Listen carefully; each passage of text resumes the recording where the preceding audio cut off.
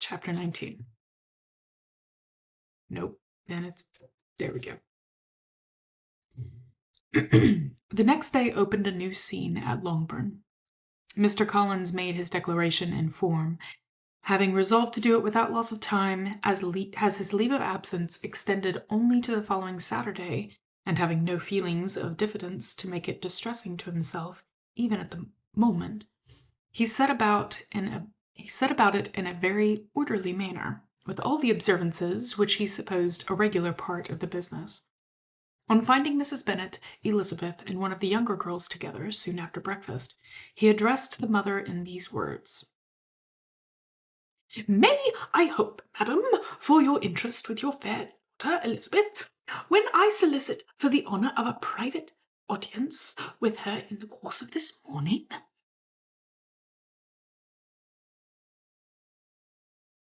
Before Elizabeth had time for anything but a blush of surprise, Mrs. Bennet instantly answered: "Oh dear, yes, certainly. I'm sure Lizzie will be very happy.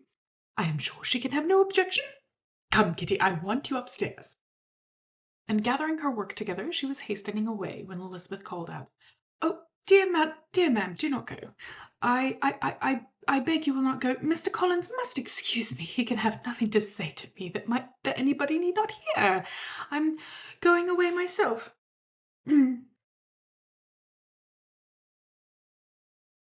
No, nonsense, Lizzie. I dare you will stay where you are." And upon Elizabeth seeming really with vexed and embarrassed looks about to escape, she added, "Lizzie, I insist upon your staying and hearing Mr. Collins." Elizabeth would not oppose such an injunction, and a moment's consideration making her also sensible that it would be wisest to get it over as soon and as quietly as possible, she sat down again and tried to conceal any incessant employment the feelings which were divided between distress and diversion. Mrs. Bennet and Kitty walked off, and as soon as they were gone, Mr. Collins began: "Believe me, Elizabeth, my dear Miss Elizabeth, that your modesty, so far from doing you any disservice, rather adds to your other perfections. You would have been less amiable in my eyes had there not been this little unwillingness, but allow me to assure you that I have your respected mother's permission for this address. You can hardly doubt the purport of my discourse. However, your natural delicacy may lead you to dissemble. My attentions have been too marked to be mistaken. Almost as soon as I entered the house, I singled you out as the companion of my future life. But before I am run away with my feelings on the subject, perhaps it will be advisable for me to state my reasons for marrying, and moreover for coming into Hertfordshire with the design of selecting a wife, as I certainly did."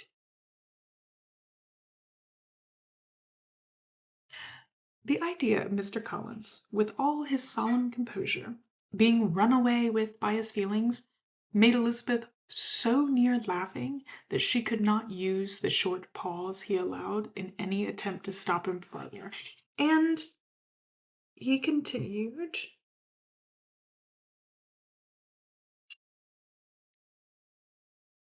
"My reasons for marrying are, first, that I think it a right thing for every clergyman in easy circumstances, like myself, to set the example of matrimony in his parish.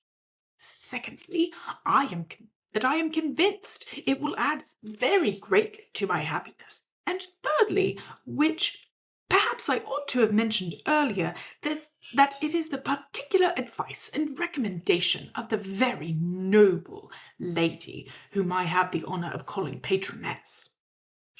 Twice has she condescended to give me her opinion, unasked too, on this subject, and it was but the very Saturday night before I left Hunsford, between our pools at quadrille, while Mrs. Jenkinson was arranging Mr. Berg's footstool, that she said, 'Mr. Collins, you must marry. A clergyman like you must marry. Choose properly. Choose a gentleman for my sake, and for your own. Let her be an active, useful sort of person, brought up high, but able to make a small income to go a good way. Pause. Live. Just so you know, what? Is it not working? Or is it not working? It's not working. Okay, hold on. It's okay. But also, I will say this. We're just gonna pause for a sec. I will say this. Loyalty stuff right now. Honestly, that reminds me. I need to switch all the commands. I don't have an alert box during the reading streams. I don't know if you've been on the reading streams, but I actually turn loyalty off during them. I don't have the thing because it's supposed to be like an audiobook. Turn back on CloudBot. Jeez. Hold on.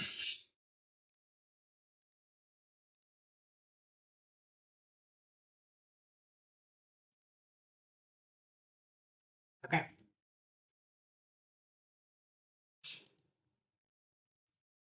Okay. You just imagine it. I know you wanted to redeem Mr. Collins, but I'm trying to make these so that, people can just, like, for the most part, listen to them as books with my horrible accents. Okay. This is my advice. Find such a woman as soon as you can. Bring her to Huntsford, and I will visit her. Allow me, by the way, to observe, my fair cousin, that I do not reckon the notice and kindness of Lady Catherine de Bourgh as among the least of the advantages in my power to offer.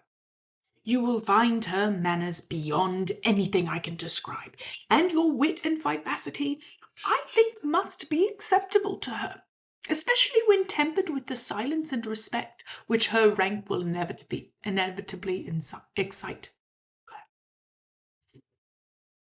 Thus much for my general intention in favour of matrimony. It remains to be told why my views are directed to Longbourn instead of my own neighbourhood, where I assure you there are many amiable young women.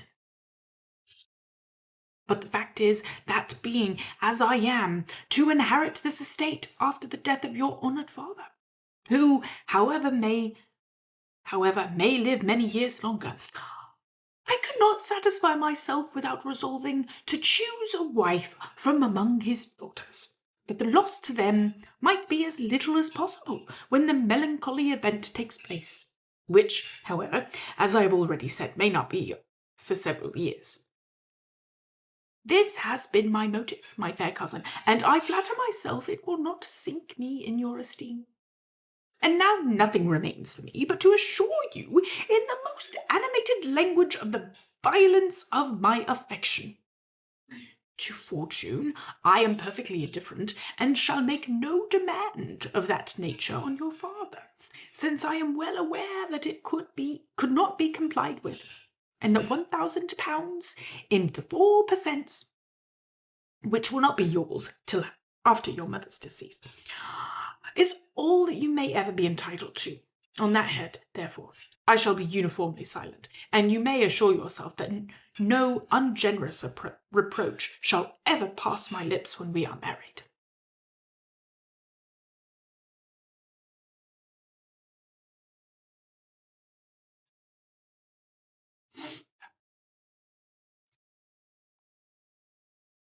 It was absolutely necessary to interrupt him now.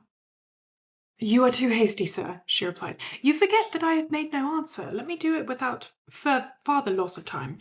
Accept my thanks for the compliment you are paying me. I am very sensible of the honour of your proposals, but it is impossible for me to do otherwise than decline them.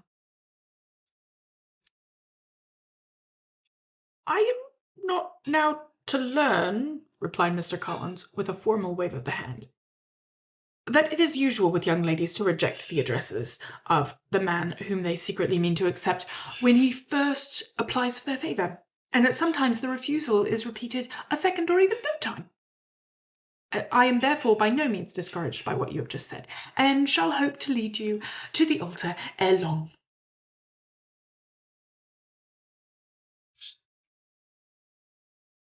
Sorry, what are you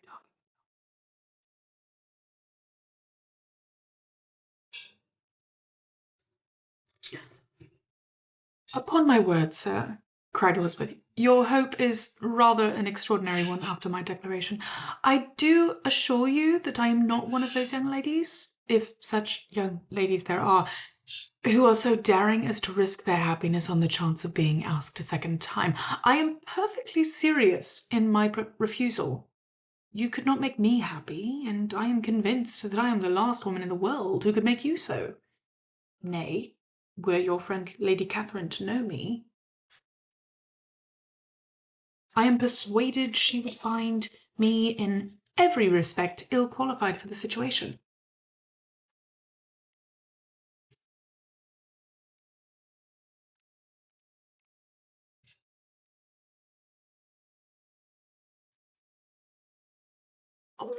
Were it certain that Lady Catherine would think so, said Mr. Collins very gravely, but I cannot imagine that her ladyship would at all disapprove of you, and you may be certain that when I have the honour of seeing her again, I shall speak in the highest terms of your modesty, economy, and other amiable qualifications.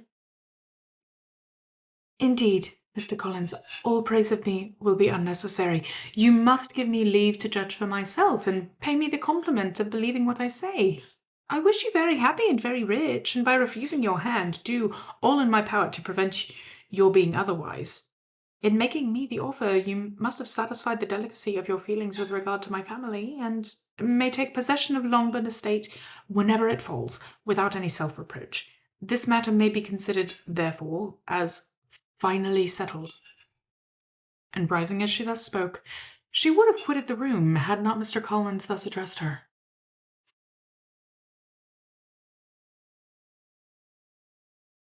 When I do myself the honour of speaking to you next on this subject, I shall hope to receive a more favourable answer than you have now given me. Though I am far from accusing you of cruelty at present, because I know it to be the established custom of your sex to reject a man on the first application, and perhaps you have even now said as much to encourage my suit as would be consistent with the true delicacy of the female character.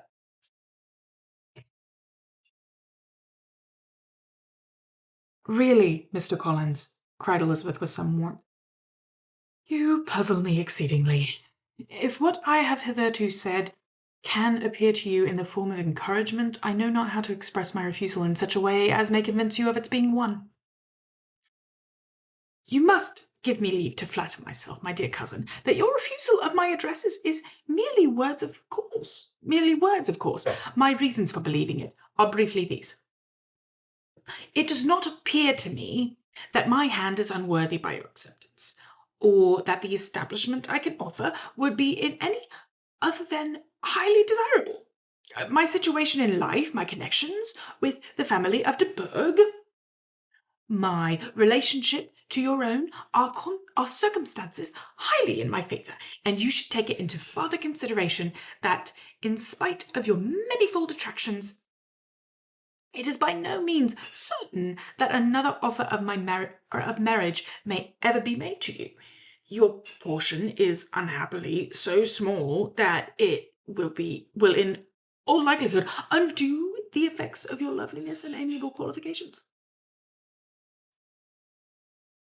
As I must therefore conclude that you are not serious in your rejection of me, I shall choose to attribute it to your wish of increasing my love by suspense, according to the usual practice of elegant females.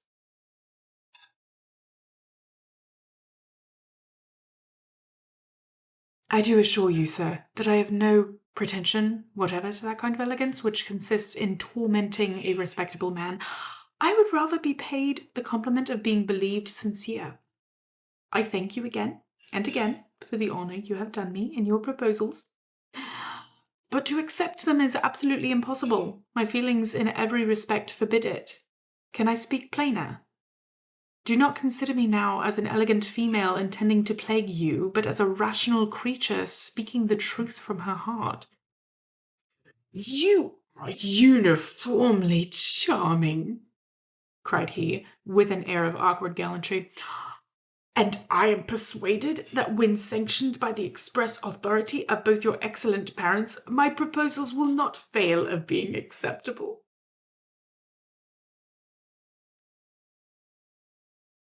To such perseverance in wilful deception, Elizabeth would make no reply, and immediately and in silence withdrew, determined that if he persisted in considering her repeated refusals as flattering encouragement to apply to her father, whose negative might be uttered in such a manner as must be decisive, and whose behaviour at least could not be mistaken for the affection and coquetry of an elegant female.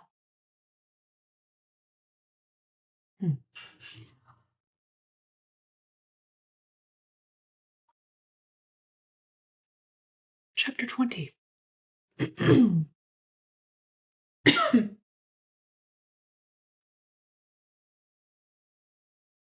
Mr. Collins was not left long to the silent contemplation of his successful love. For Mrs. Bennet, having dawdled about in the vestibule to watch for the end of the conference, no sooner saw Elizabeth open the door, and with quick step pass her towards the staircase, than she entered the breakfast room, and congratulated both him and herself in warm terms on the happy prospect for their nearer connection. Mr. Collins received and returned these felicitations with equal pleasure, and then proceeded to relate the particulars of their interview, with the result of which he trusted he had every reason to be satisfied, since the refusal, which his cousin had steadfastly given him, would naturally flow from her bashful modesty and the genuine delicacy of her character. This information, however, startled Mrs. Bennet. She would have been glad to be equally satisfied that her daughter had meant to encourage him by protesting against his proposals, but she dared not to believe it, and could not help saying so. But depend upon it, Mr. Collins, she added, that Lizzie shall be brought to reason. I will speak to her about it myself directly. She is a very headstrong, foolish girl, and does not know her own interest. But I will make her know it. Pardon me for interrupting you, madam, cried Mr. Collins, but if she is really headstrong and foolish, I know not whether she would altogether be a very desirable wife to a man in my situation, who naturally looks for happiness in the marriage state. If therefore she actually persists in rejecting my suit, perhaps it were better not to force her into accepting me, because if liable to such defects of temper, she could not contribute much to my felicity. Sir, you misunderstand me, said Mrs. Bennet, alarmed. Lizzie is only headstrong in such matters as these. In everything else she is as good-natured a girl as ever lived. I will go directly to Mr. Bennet, and we shall very soon settle it with her, I am sure. She would not give him time to reply, but hurrying instantly to her husband, called out as she entered the library, "Oh, Mr. Bennet, you are wanted immediately. We are all in an uproar. You must come and make Lizzie marry Mr. Collins, for she vows she will not have him, and if you do not make haste, he will change his mind and not have her." Mr. Bennet raised his eyes from his book as she entered, and fixed them on her face with a calm unconcern which was not in the least altered by her communication. "I have not the pleasure of understanding you," said he, when she had finished her speech. "Of what are you talking?" "Of Mr. Collins and Lizzie. Lizzie declares she will not have Mr. Collins, and Mr. Collins begins to say he will not have Lizzie." "And what am I to do on the occasion? It seems a hopeless business." "Speak to Lizzie about it yourself. Tell her that you insist upon her marrying him. Let her be called down. She shall hear my opinions." Mrs. Bennet rang the bell, and Miss Elizabeth was summoned to the library. "Come here, child," cried her father as she appeared. I have sent for you on an affair of importance. I understand that Mr. Collins has made you an offer of marriage. Is it true? Elizabeth replied that it was. Very well, and this offer of marriage you have refused? I have, sir. Very well. We now come to the point. Your mother insists upon your accepting it. Is it not so, Mrs. Bennet? Yes, or I will never see her again. An unhappy alternative is before you, Elizabeth. From this day you must be a stranger to one of your parents. Your mother will never see you again if you do not marry Mr. Collins, and I will never see you again if you do. Elizabeth could not but smile at such a conclusion of such a beginning. But Mrs. Bennet, who had persuaded herself that her husband regarded the affair as she wished, was excessively disappointed. What do you mean, Mr. Bennet, by talking in this way? You promised me to insist upon her marrying him.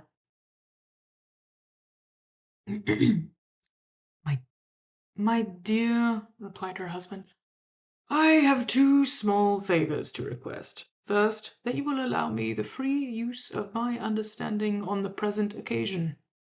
And secondly, of my room.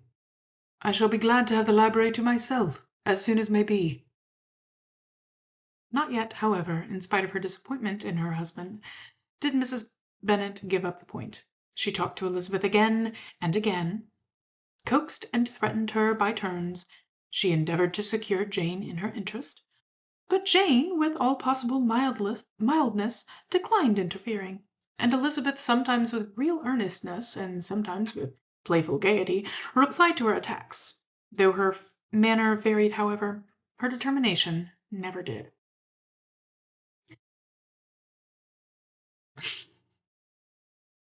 Mr. Collins, meanwhile, was meditating in solitude on what had passed. He thought too well of himself to comprehend on what motive his cousin would refuse him. And though his pride was hurt, he suffered in no other way.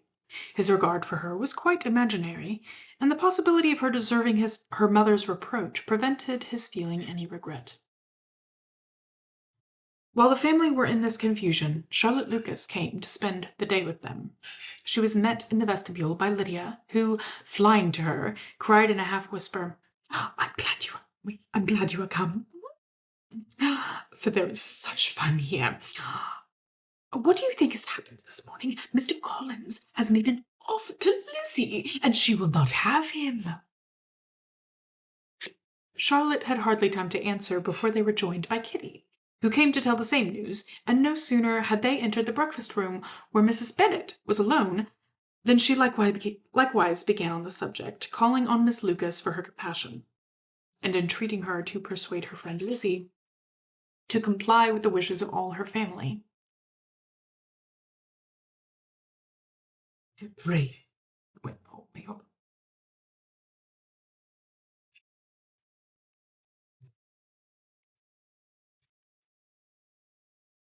Hold on. Okay. Pray do, my dear Miss Lucas, she added in a melancholy tone, for nobody is on my side. Nobody takes part with me. I am cruelly abused. Nobody feels for my poor nerves. Charlotte's reply was spared by the entrance of Jane and Elizabeth. Ah, there she comes, continued Mrs. Bennet, looking as unconcerned as may be, and caring no more for us than if we were at York, provided she can have her own way. But I tell you what, Miss Lizzie, if you take it into your own head to go on refusing every offer of marriage in this way, you will never get a husband at all. And I am sure I do not know who is to maintain you when your father is dead. I shall not be able to keep you. And so I warn you, I have done with you. I have done with you from this very day. I told you in the library, you know, that I should never speak to you again, and you will find me as good as my word. I have no pleasure in talking to undutiful children. Not that I have much pleasure indeed in talking to anybody. People who suffer as I do from nervous complaints can have no great inclination for talking, and nobody can tell what I suffer. But it is always so. Those who do not complain are never pitied.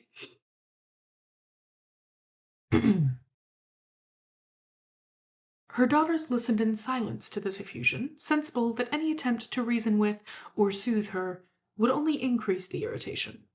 She talked on, therefore, without interruption from any of them, till they were joined by Mr. Collins, who entered with an air more stately than usual, and on perceiving whom, she said to the girls,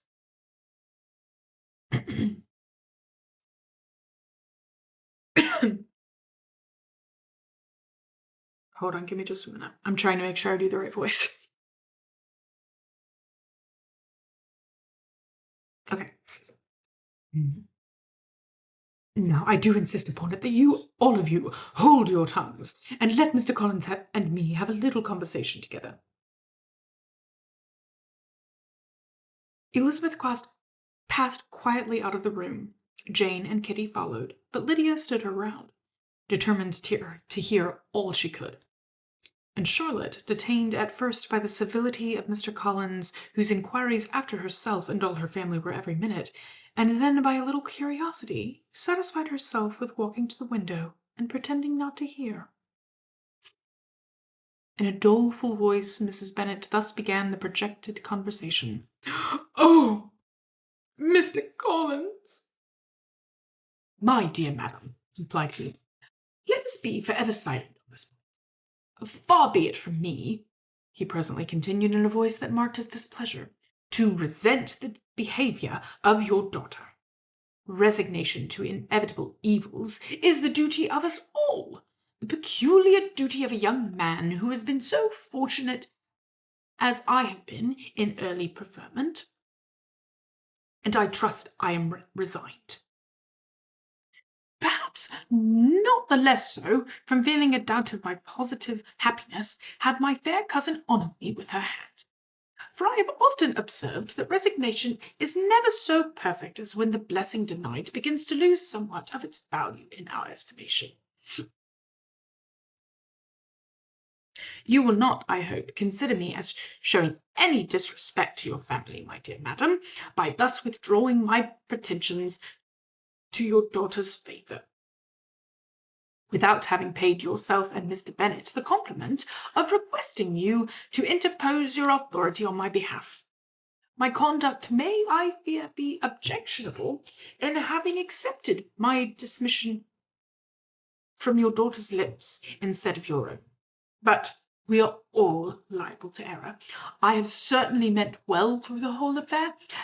My object has been to secure an amiable companion for myself, with due consideration for the advantage of all your family, and if my manner has been at all reprehensible, I here beg leave to apologize.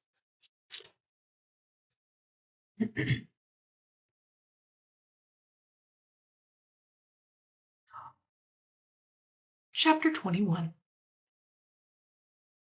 The discussion of Mr. Collins's offer was now nearly at an end, and Elizabeth had only to suffer from the uncomfortable feelings necessarily attending it, and occasionally from some peevish allusion of her mother.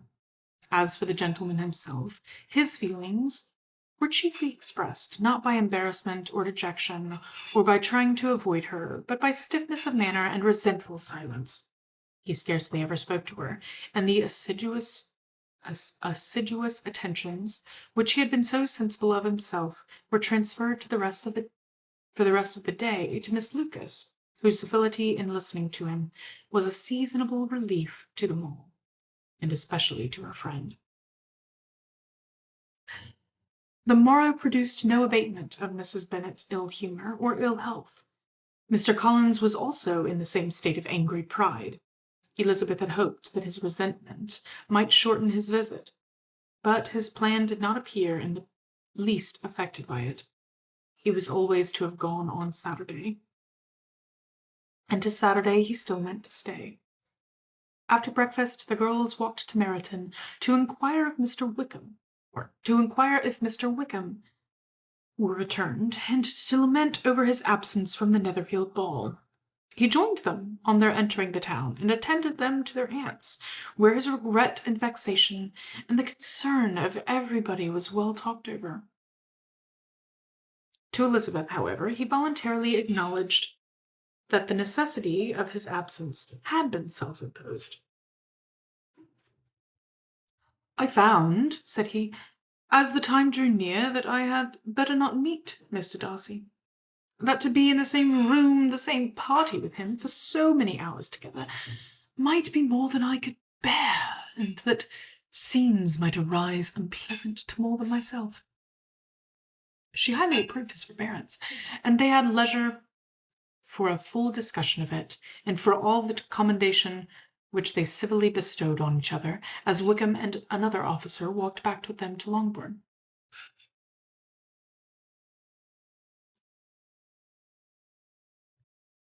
And during the walk he particularly attended to her.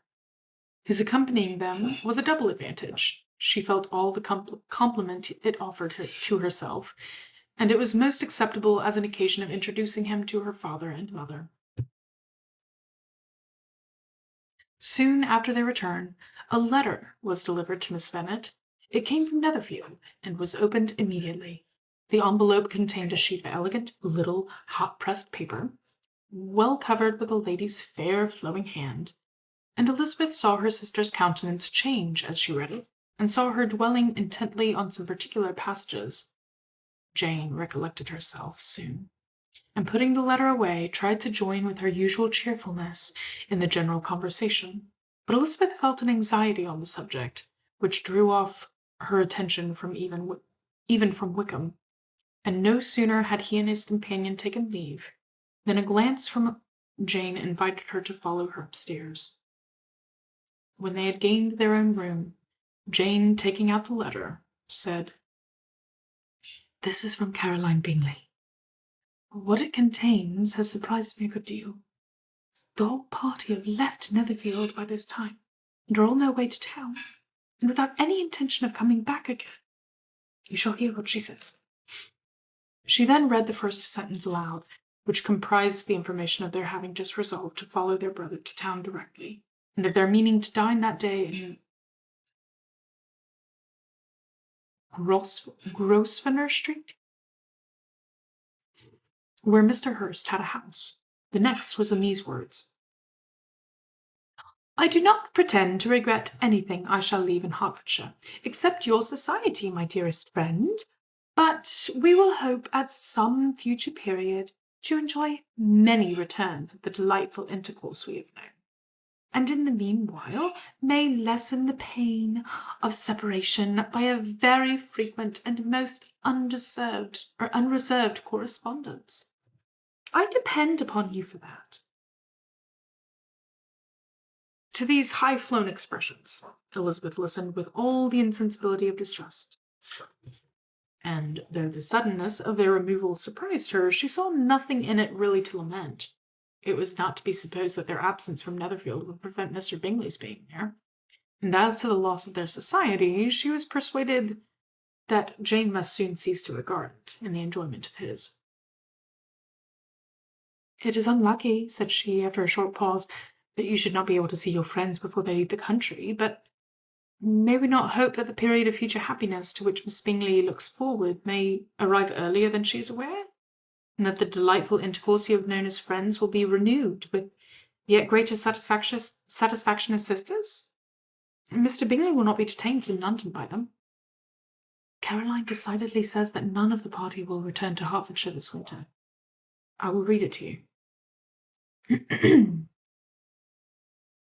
When my mother left us yesterday, he imagined that the business which took him to London might be concluded in 3 or 4 days, but as we were certain it cannot be so, and at the same time convinced that when Charles gets to town he will be in no hurry to leave it again, we have determined on following him thither, that he may not be obliged to spend his vacant hours in a comfortless hotel. Many of my acquaintance are already there for the winter. I wish I could hear that you, my dearest friend, had any intention of making one in the crowd, but of that I despair. I certainly hope your Christmas in Hertfordshire may abound in the gaieties which that season generally brings, and that your beau will be so idle, and that you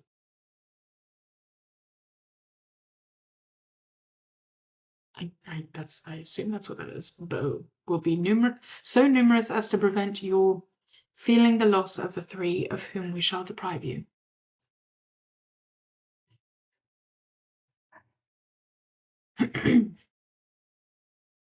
It is evident by this, added Jane, that he comes back no more this winter. It is only evident that Miss Bingley does not mean he should. Why will you think so? It must be his own doing. He is his own master, but you do not know all. I will read you the passage which particularly hurts me. I will have no reserves from you. Mr. Darcy is impatient to see his sister and to confess the truth. We are scarcely less eager to meet her again. I really do not think Georgiana Darcy has her equal for beauty, elegance, and accomplishments, and the affection she inspires in Louisa and myself is heightened into something still more interesting from the hope we dare to entertain of her being hereafter our sister. I do not know whether I ever before mentioned to you my feelings on this subject, but I will not leave the country without confiding them, and I trust you will not esteem them unreasonable. My brother admires her greatly already. He will have frequent opportunity now of seeing her on the most intimate footing. Her relations all wish the connection as much as his own, and his sister's partiality is not misleading me, I think, when I call Charles most capable of engaging any woman's heart. With all these circumstances to favour an attachment, and nothing to prevent it, am I wrong, my dearest Jane, in indulging the hope of an event which will secure the happiness of so many? What do you think of this sentence, my dear Lizzie? Said Jane as she finished it. Is it not clear enough? Does it not expressly declare that Caroline neither expects nor wishes me to be her sister, that she is perfectly convinced of her brother's indifference, and that if she suspects the nature of my feelings for him, she means most kindly to put me on my guard? Can there be any other opinion on the subject? Yes, there can, but mine is totally different. Will you hear it? Most willingly.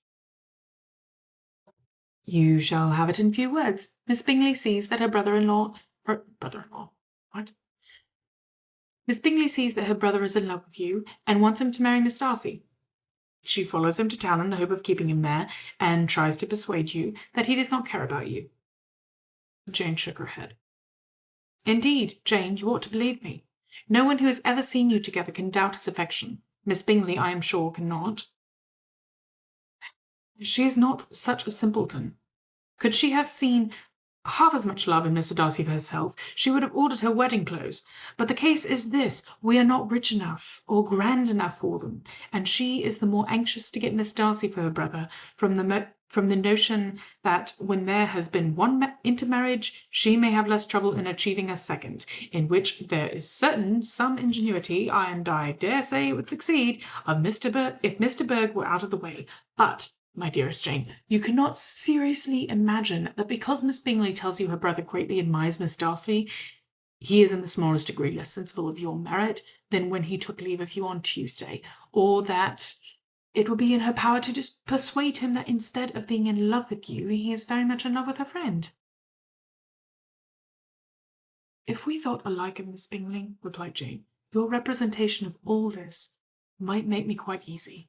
But I know the foundation is unjust. Caroline is incapable of wilfully deceiving anyone, and all that I can hope in this case is that she has deceived herself. That is right. You could not have started a more happy idea, since you will not take comfort in mine. Believe her to be deceived by all means. You have now done your duty by her, and thus must fret no longer. But, my dear sister, can I be happy, even supposing the best, in accepting a man whose sisters and friends are all wishing him to marry elsewhere? You must decide for yourself, said Elizabeth. And if upon mature deliberation you find that the misery of disobliging his two sisters is more than equivalent to the happiness of being his wife, I advise you by all means to refuse him.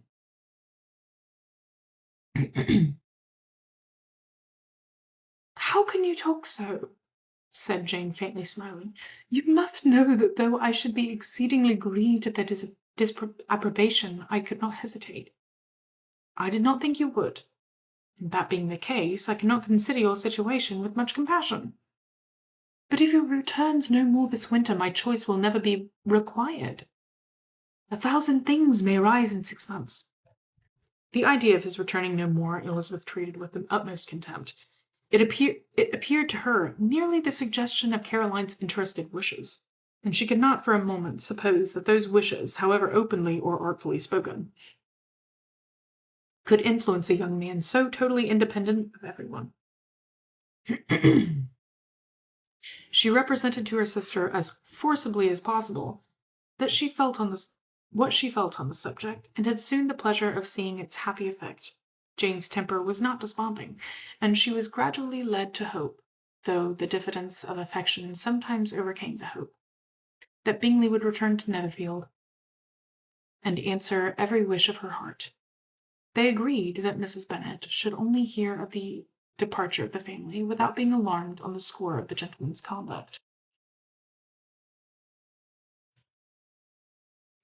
But even this partial communication gave her a great deal of concern, and she bewailed it as exceedingly unlucky that the ladies should happen to go away, just as they were all getting so intimate together. After lamenting it, however, at some length, she had the consolation of thinking that Mr. Bingley would be soon down again, and soon dining at Longbourn, and that the conclusion of all was the comfortable declaration that, though he had been invited only to a family dinner, she would take care to have 2 full courses. Chapter 22.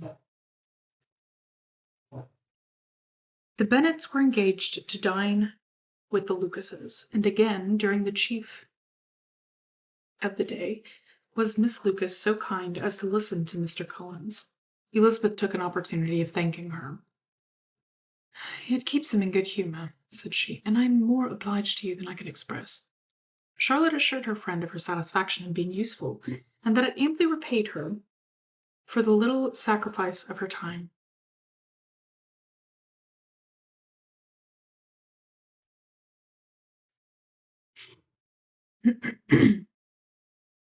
This was very amiable, but Charlotte's kindness extended farther than Elizabeth had any conception of. Its object was nothing less than to secure her from any return of Mr. Collins' addresses, by engaging them towards herself. Such was Miss Lucas's scheme, and appearances were so favourable that when they parted at night she would have felt almost sure of success if he had not been to leave Hertfordshire so very soon. But here she did injustice to the fire and independence of his character, for it led him to escape out of Longbourn House the next morning with admirable slyness, and hasten to Lucas Lodge, to throw himself at her feet. He was anxious to avoid the notice of his cousins, from a conviction that if they saw him depart, they could not fail to conjecture his design, and he was not willing to have the attempt known till its success would be known likewise, for though feeling almost secure, and with reason, for Charlotte had been tolerably encouraging, he was comparatively diffident since the adventure of Wednesday. His reception, however, was of the most flattering kind. Miss Lucas perceived him from an upper window as he walked toward the house, and instantly set out to meet him accidentally on the lane. But little had she dared to hope that so much love and eloquence awaited her. In as short a time as Mr. Collins's long speeches would allow, everything was settled between them to the satisfaction of both, and as they entered the house, he earnestly entreated her to name the day that was to make him the happiest of men. And though such a solicitation must be waived for the present, the lady felt no inclination to trifle with his happiness. The stupidity with which he was favoured by nature must guard his courtship from any charm that could make a woman wish for its continuance, and Miss Lucas, who accepted him solely from the pure, disinterested desire of an establishment, cared not how soon that establishment were gained.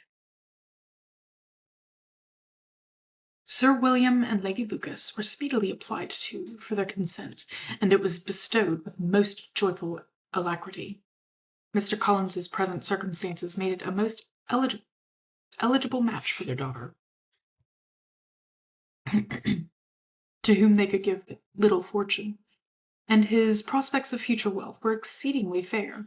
Lady Lucas began directly to calculate with more interest than the matter had ever excited before, how many years longer Mr. Bennet was likely to live, and Mr. William gave it as his decided opinion that whenever Mr. Collins should be in possession of the Longbourn estate, it would be highly expedient that both he and his wife should make their appearance at St. James. The whole family, in short, were properly overjoyed with the occasion. The younger girls formed hopes of coming out a year or two sooner than they might otherwise have done, and the boys were relieved from their apprehension of Charlotte's dying an old maid. Charlotte herself was tolerably composed. She had gained her point, and had time to consider of it. Her reflections were in general satisfactory. Mr. Collins, to be sure, was neither sensible nor agreeable. His society was irksome, and his attachment to her must be imaginary.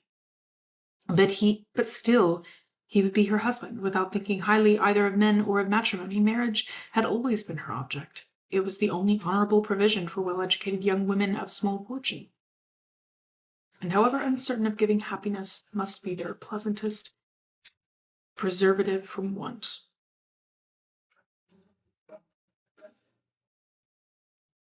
This preservative she had now obtained, and at the age of 27, without having ever been handsome, she felt all the good luck of it. The least agreeable circumstance in the business was the surprise it must occasion to Elizabeth Bennet, whose friendship she valued beyond that of any other person. Elizabeth would wonder, and probably would blame her, and though her resolution was not to be shaken, her feelings must be hurt by such disapprobation. She resolved to give her the information herself, and therefore charged Mr. Collins, when he returned to Longbourn to dinner, to drop no hint of what had passed before any of the family. A promise of secrecy was of course very dutifully given, but it could not be kept without difficulty, for the curiosity excited by his long absence burst forth in such very direct questions on his return, as required some ingenuity to evade, and he was at the same time exercising great self-denial, for he was longing to publish his prosperous love. As he was to begin his journey too early on the morrow to see any of the family, the ceremony of leave-taking was performed when the ladies moved for the night, and Mrs. Bennet, with great politeness and cordiality, said how happy she should be to see him at Longbourn again, whenever his other engagements might allow him to visit them. "My dear madam," he replied, "this invitation is particularly gratifying, because it is what I have been hoping to receive, and you may be very certain that I shall avail myself of it as soon as possible." They were all astonished, and Mr. Bennet, who could by no means wish for so speedy a return, immediately said, "But is there not danger of Lady Catherine's disapprobation here, my good sir? You had better neglect your relations than run the risk of offending your patroness." "My dear sir," replied Mr. Collins, "I am particularly obliged to you for this friendly caution, and you may depend upon my not taking so material a step without her ladyship's concurrence." "You cannot be too much on your guard. Risk anything rather than her displeasure. If you find it likely to be raised by your coming to us again, which I should think exceedingly probable, stay quietly at home, and be satisfied that we shall take no offence. Believe me, my dear sir, my gratitude is warmly excited by such affectionate attention, and depend upon it, you will speedily receive from me a letter of thanks for this, as well as for every other mark of your regard during my stay at Hertfordshire. As for my fair cousins, though my absence may not be long enough to render it necessary, I shall now take the liberty of wishing them health and happiness, not excepting my cousin Elizabeth." With proper civilities, the ladies then withdrew, all of them equally surprised to find that he meditated a quick return. Mrs. Bennet wished to understand by it that he thought of paying his addresses to one of her younger girls, and Mary might have been prevailed on to accept him. She rated his abilities much higher than any of the others. There was a solidity in his reflections which often struck her, and though by no means so clever as herself, she thought that if encouraged to read and improve himself by such an example as hers, he might become a very agreeable companion. But on the following morning, every hope of this kind was done away. Miss Lucas called soon after breakfast, and in a private conference with Elizabeth related the event of the day before. The possibility of Mr. Collins's fancying himself in love with her friend had once occurred to Elizabeth within the last day or two, but that Charlotte could encourage him seemed almost as far from possibility as that she could encourage him herself. And her astonishment was consequently so great as to overcome at first the bounds of decorum, and she could not help crying out, "Engaged to Mr. Collins! My dear Charlotte, impossible!" The steady countenance which Miss Lucas had commanded in telling her story gave way to a momentary confusion here on receiving so direct a reproach, though, as it was no more than she expected, she soon regained her composure, and calmly replied, "Why should you be surprised, my dear Eliza? Do you think it incredible that Mr. Collins should be able to procure any woman's good opinion, because he was not so happy as to succeed with you?" But Elizabeth had now recollected herself, and making a strong effort for it, was able to assure her, with tolerable firmness, that the prospect of their relationship was highly grateful to her, and that she wished her all the imaginable happiness. "I see what you are feeling," replied Charlotte. "You must be surprised, very much surprised, so lately as Mr. Collins was wishing to marry you, but when you have had time to think it all over, I hope you will be satisfied with what I have done. I am not romantic, you know, I never was. I ask only a comfortable home, and considering Mr. Collins's character, connections, and situation in life, I am convinced that my chance of happiness with him is as fair as most people can boast on entering the marriage state." Elizabeth quietly answered, "Undoubtedly." And after an awkward pause, they returned to the rest of the family. Charlotte did not stay much longer, and Elizabeth was then left to reflect on what she had heard. It was a long time before she became at all reconciled to the idea of so unsuitable a match. The strangeness of Mr. Collins's making 2 offers of marriage within 3 days was nothing in comparison of his being now accepted. She had always felt that Charlotte's opinion of matrimony was not exactly like her own, but that she could not have supposed it possible that when called into action she would have sacrificed every better feeling to worldly advantage. Charlotte, the wife of Mr. Collins, was a most humiliating picture, and to the pang of a friend disgracing herself and sunk in her esteem was added the distressing conviction that it was impossible for that friend to be tolerably happy in the lot she had chosen.